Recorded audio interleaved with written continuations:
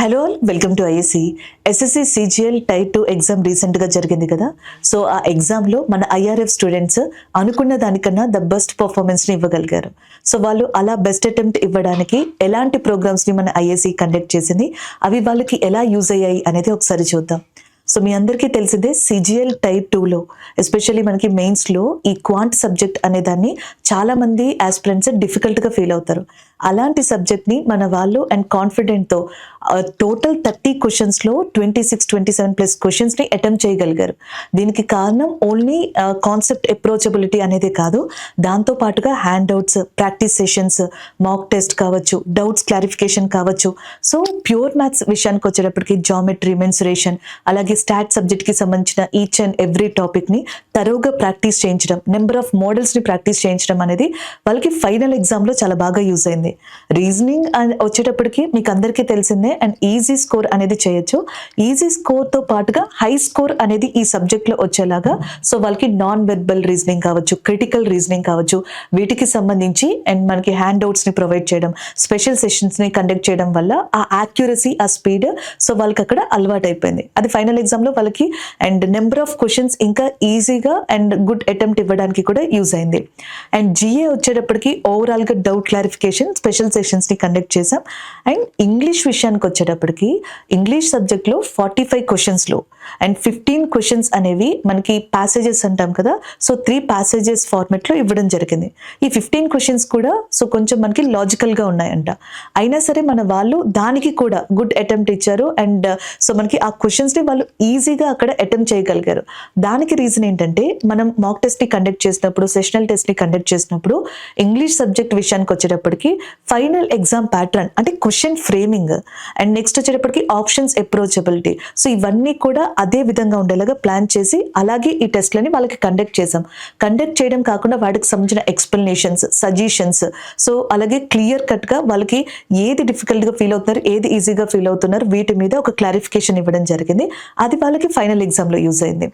Computer subject వచ్చేటప్పటికి మన ISC team ఏం చేసిందంటే ఈ ఎస్ఎస్సి బోర్డు రీసెంట్గా కండక్ట్ చేసిన ఎగ్జామ్స్ ఏవైతే ఉంటాయో సో వాటిని క్లీన్గా అబ్జర్వ్ చేసుకుంటూ వచ్చింది.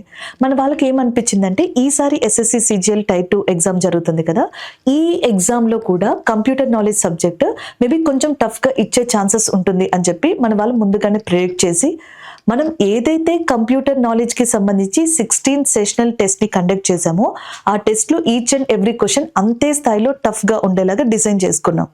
అండ్ ఒక్కొక్క సెషనల్ టెస్ట్లో 20 క్వశ్చన్స్ని మనం ఇచ్చాం అండ్ టోటల్గా ఈ 16 టెస్ట్లకి సంబంధించి 320 క్వశ్చన్స్. 320 క్వశ్చన్స్ని వాళ్ళతో అటెంప్ట్ చేయించడమే కాకుండా వీటికి సంబంధించి వీడియో సొల్యూషన్స్ ప్రొవైడ్ చేసాం. దాంతో మన స్టూడెంట్స్కి కాన్సెప్ట్ కావచ్చు, అలాగే రివిజన్ కావచ్చు, అలాగే దాంతో పాటుగా ఎంతవరకు మనకి ఆ బేస్ సపోర్ట్ అనేది కావాలో సో కంప్లీట్గా అదంతా ఆ టెస్ట్లో కవర్ అయింది, ఆ ఎక్స్ప్లెనేషన్స్లో కవర్ అయింది. Each and every subject quant దగ్గర నుంచి కంప్యూటర్ నాలెడ్జ్ వరకు ప్రతి సబ్జెక్ట్కి సంబంధించి మన ఐఏసిఈ ఎక్స్పర్ట్ ఫ్యాకల్టీ ఎవరైతే ఉంటారో వాళ్ళతో నెంబర్ ఆఫ్ సెషన్స్ అనేవి కండక్ట్ చేసాం. 70+ మాక్ టెస్ట్లు ఏవైతే ఉంటాయో సో వాటిని కూడా కండక్ట్ చేయడం జరిగింది. Hand outs, mock test and expert faculty తోటి మనకి డిఫరెంట్ సెషన్స్, డౌట్స్ క్లారిఫికేషన్, ఇవన్నీ ఒక ఎత్తు అయితే సో ఒక్కొక్క స్టూడెంట్కి ఒక్కొక్క దాంట్లో ల్యాగ్ ఉంటారు. కొంతమంది క్వాంట్లో, కొంతమంది రీజనింగ్, కొంతమందికి ఇంగ్లీష్ అంటే సో వాళ్ళతో మనకి ఆ దానికి సంబంధించి కూడా డిస్కస్ చేయడం జరిగింది. ఒక్కొక్క పర్సన్ ఎందులో ల్యాగ్ ఉన్నారు, సో ఎందుకు వాళ్ళు అటెంప్ట్ అనేది ఇవ్వలేకపోతున్నారు, సో వాళ్ళకి ఒక క్లారిటీ ఆఫ్ మైండ్ సెట్ అనేది, క్లారిటీ ఆఫ్ ప్రాసెస్ అనేది కూడా మనం ప్రొవైడ్ చేయడం జరిగింది. ఇవన్నీ కూడా వాళ్ళకి ఈ రోజు సిజిఎల్ టైప్ 2 ఏదైతే ఉందో అందులో వాళ్ళు అనుకున్న దానికంటే కూడా సో ఒక మంచిగా ఎగ్జామ్ని అటెంప్ట్ చేసి వచ్చారు.